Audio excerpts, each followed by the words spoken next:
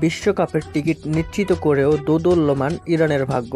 মার্কিন যুক্তরাষ্ট্রের সঙ্গে যুদ্ধ পরিস্থিতি বিরাজমান থাকায় এই সংকট, যা নিয়ে বিভিন্ন সময় নানা রকম কথা ছড়ালেও এবার নমনীয় অবস্থানে মার্কিন যুক্তরাষ্ট্র। ডোনাল্ড ট্রাম্প এক বক্তব্যে নিজেই বলেছিলেন, ইরানকে বিশ্বকাপ খেলতে যুক্তরাষ্ট্রে আসতে দেওয়া হবে না। পাল্টা জবাবে ইরান দাবি জানায় তারা ম্যাচ খেলবে মেক্সিকোতে।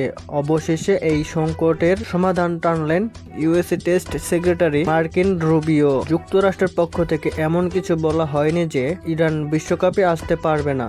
এটা বিভিন্ন সময় ভুলভাবে উপস্থাপন করা হয়েছে। এই বিষয়ে আমরা কোনো নেতিবাচক অবস্থানে নেই, কারণ তাদের খেলোয়াড়দের সঙ্গে আমরা এমনটা করতে পারি না। তবে ইরানের বিষয়ে নমনীয় অবস্থানে থাকলেও আইআরজিসি নিয়ে স্পষ্ট এবং কঠোর অবস্থানে মার্কিন প্রশাসন। তাদের ধারণা, বিশ্বকাপ পুঁজি করে চতুরতার আশ্রয় নিতে পারে ইরান।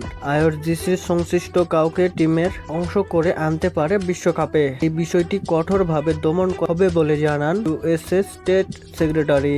ইরানের ফুটবলার নিয়ে আমাদের কোনো সমস্যা নেই। দলের সঙ্গে যেসব লোক আসতে চাইবে তাদের প্রতি আমরা কঠোর নজর রাখব, কারণ আমরা এরই মধ্যে জেনেছি টিম সংশ্লিষ্ট অনেকের আইআরজিসির সঙ্গে সম্পর্ক রয়েছে। আমরা কোনোভাবেই তাদের দেশে ঢুকতে দিতে পারি না। ইরান যদি কাউকে সাংবাদিক ট্রেনার সাজিয়ে আনার চেষ্টা করে, সেটা কখনোই মেনে নেওয়া হবে না। এদিকে ইরানের বিশ্বকাপ পরিস্থিতি নিয়ে জটিল অবস্থানের মাঝেই অদ্ভুত মন্তব্য করে সমালোচিত হয়েছে ডোনাল্ড ট্রাম্পের বিশেষ দূত পাওলো জাম্পোলি। আসন্ন বিশ্বকাপে ইরানের পরিবর্তিতে ইটালিকে অন্তর্ভুক্ত করার যে আবেদন জানিয়েছেন তিনি, তা নিয়ে শুরু হয়েছে হাস্যরস এবং এটা কোনোভাবেই সম্ভব না বলে জানিয়েছেন মার্কো রুবিও। কেউ এমন কিছু বলেনি।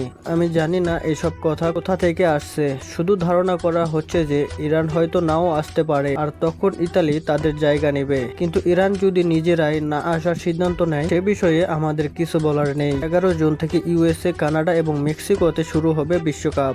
যুক্তরাষ্ট্রের সঙ্গে রাজনৈতিক সম্পর্ক খারাপ হওয়ায় ইরান তাদের গ্রুপ পর্বের ম্যাচগুলো মেক্সিকোতে সরিয়ে নেওয়ার আবেদন করে, তবে সেই আবেদনে সাড়া দেয়নি ফিফা।